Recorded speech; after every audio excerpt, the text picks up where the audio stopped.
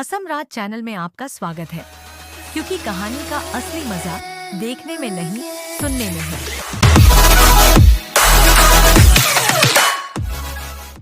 मेरा नाम गजेंद्र प्रजापत है और मैं राजस्थान के मकराना का रहने वाला हूँ। आज मैं आपको एक ऐसा किस्सा सुनाने जा रहा हूँ जिसने मेरी जिंदगी बदल दी। ये घटना आज से ठीक 10 साल पहले मेरे मामा के गांव जैसलमेर में घटी थी। ये वही इलाका था जहां गर्मी इतनी भयंकर होती है कि पानी ही सबसे बड़ी दौलत माना जाता है। वहां पानी का अकाल पड़ा था और गांव वालों को पीने के पानी के लिए 5 किलोमीटर दूर जाना पड़ता था। मैं अपने मामा मामी से मिलने गया था। गर्मी अपने चरम पर थी और सूरज की तपिश से पसीना बह रहा था। कुछ देर रुकने के बाद मामा का लड़का और मैं पानी लाने के लिए निकल पड़े। दूर दूर तक रेत के ऊंचे नीचे टीलों के सिवा कुछ भी नजर नहीं आ रहा था। चलते चलते हम थक गए और एक टीले के नीचे सुस्ताने लगे। तभी मेरे मामा के लड़के ने एक पुरानी डरावनी घटना सुनाई। उसने बताया, पिछले साल यहाँ एक औरत आई थी, बहुत गरीब, और उसका बच्चा बुखार में तप रहा था।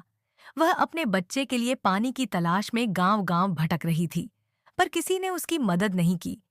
जब वह हताश होकर लौट रही थी तो ठाकुर के घर के बाहर उसे एक मटका पानी से भरा नजर आया। पानी की प्यासी उस औरत ने बिना सोचे समझे मटके से पानी पीने की कोशिश की, लेकिन तभी ठाकुर ने उसे देख लिया। गुस्से से तमतमाए ठाकुर ने उसे पकड़ लिया और बिना कुछ सोचे समझे पास पड़ी कुदाली उठाकर उस बेचारी औरत पर प्रहार कर दिया। उसकी वहीं मौत हो गई। अगले ही दिन उसका बच्चा भी बिना पानी के मर गया। इतना सुनाते ही मामा का लड़का रुक गया और उसने धीरे से कहा, कुछ ही दिनों बाद उसी कुदाली से ठाकुर को भी किसी ने मार दिया। कहते हैं तब से उस औरत की आत्मा गांव में भटकती है। उसकी बात सुनकर मेरी रीढ़ की हड्डी में ठंडक सी दौड़ गई। हम दोनों पानी लेकर गांव लौटने लगे। हल्का अंधेरा हो चुका था और हवा में अजीब सी ठंडक थी। अचानक हमारे सामने एक बच्चा आया और हमसे पानी मांगने लगा। हमने उसे मना कर दिया, क्योंकि पानी बड़ी मुश्किल से लाया था। हम जल्दी से घर पहुंचे और मैंने खाना खाकर बाहर पेड़ के नीचे पलंग पर सोने का फैसला किया। रात के करीब 1 बजे थे, जब अचानक मुझे ऐसा लगा जैसे कोई मेरे पास आकर खड़ा हो गया हो। मैंने आंखें खोली तो देखा वही बच्चा खड़ा है और मुझसे पानी मांग रहा है। मेरी धड़कनें तेज हो गईं। मैंने उसे झिड़क दिया और कहा, जाओ यहाँ से। जैसे ही मैंने यह कहा, मेरे सामने वो औरत दिखाई दी जिसकी मौत की कहानी मामा के लड़के ने सुनाई थी। वो कुदाली लिए खड़ी थी। मैं डर से पसीने पसीने हो गया। मेरी चीख गले में अटक गई। अचानक मेरी आंखें खुलीं और मैंने देखा वहां कोई नहीं था। मैंने सोचा शायद बुरा सपना था। थोड़ी देर बाद मैं पेशाब करने के लिए खुले मैदान की ओर गया।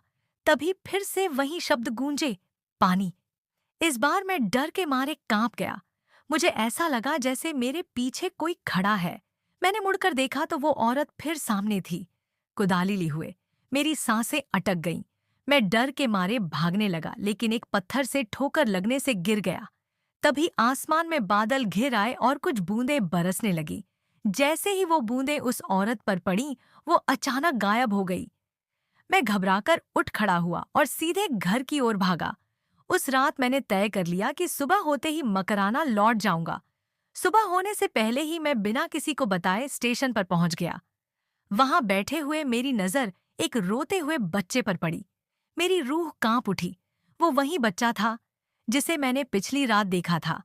तभी एक औरत उसके पास आई और मुझसे पानी मांगने लगी। इस बार मैंने बिना देर किए अपनी पानी की बोतल निकाली और उन्हें दे दी। वे दोनों पानी पीकर जैसे संतुष्ट हो गए। रेल आ गई और मैं अपने घर लौट आया। उस दिन के बाद से मैंने एक बात सीखी, पानी की कीमत सिर्फ प्यासा ही जान सकता है। और तब से मैं हमेशा अपने पास पानी रखकर सोता हूँ।